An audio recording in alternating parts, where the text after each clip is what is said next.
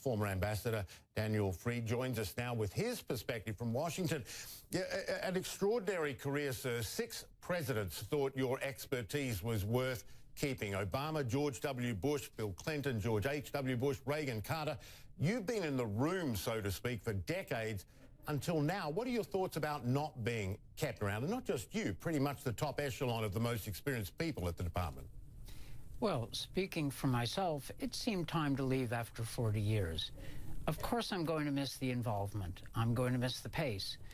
But there are other ways to participate in the making of foreign policy, or at least thinking about foreign policy from the outside, and I'll do my best. Would you have stayed if you had been asked? Well, we'll never know. I wasn't forced out. I wasn't asked to leave. I wasn't asked to stay, so I just retired. Is this the way you wanted to end your career? I've had a fabulous career. You have? I had an opportunity to do things I could only dream about when I was a student. I don't mind leaving after 40 years. It's been a wonderful ride. One thing that's standing out and causing a lot of discussion, no replacements announced. In fact, there's still no deputy for the Secretary of State. Are you concerned about the State Department you served so well for so long, those who've not just been not asked back, but positions going unfilled, not to mention the administration calling for massive cuts to the budget? Who does that help? Adversaries like Russia?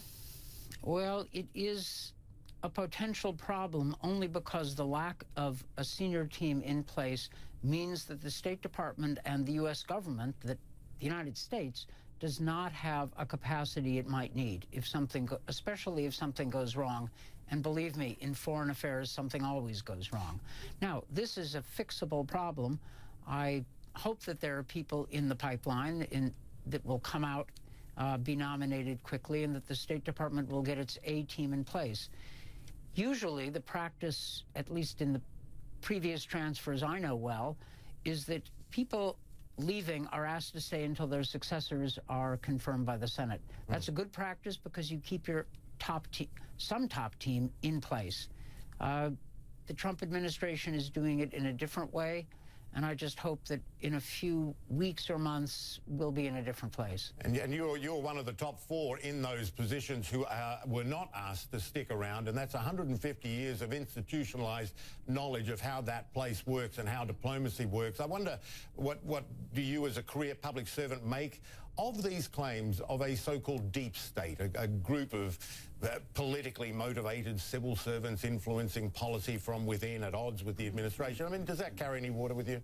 Well, there have been ideas that the permanent government or the entrenched bureaucracy, different epithets are used, is somehow steering things from behind the scenes. That's nonsense.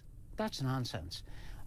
In the Bush administration, many Foreign Service officers were not, for partisan reasons, particularly supportive of the Bush administration, but they would have walked 100 miles barefoot through snow for Condi Rice, and they were loyal to President Bush. They put their backs into it.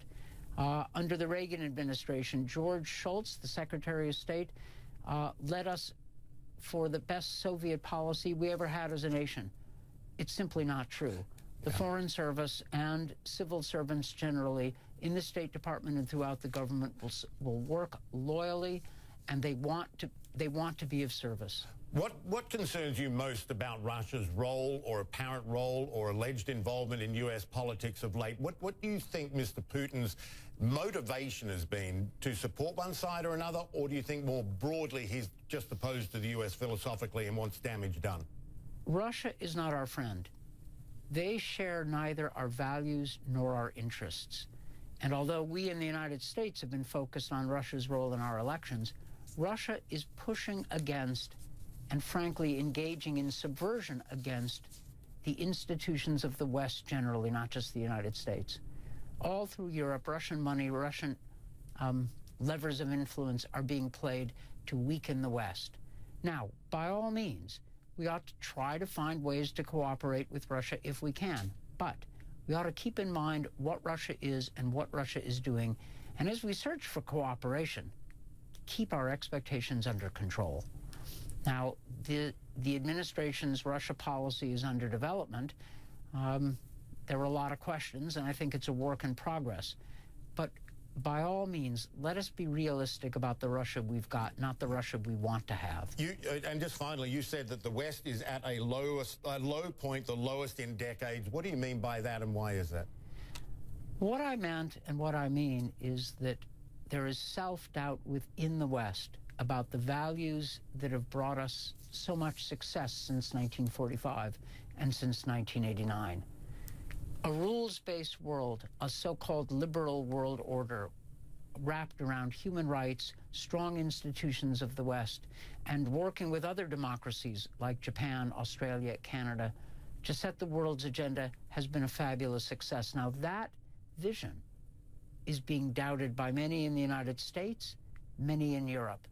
And that's why I say that it's a low point in the West. We haven't had such self-doubt about ourselves, our values, and our institutions really since the 1930s. And I think it's important that those of us who think that the West is worth preserving, is worth strengthening, and should play a major role and a leading role in the 21st century need to speak out. Ambassador Daniel Fried, 40 years of service at the State Department under 6 presidents, one of many very storied careers not invited back under this administration. A wonderful career. Thank you so much for being with us. Thank you much.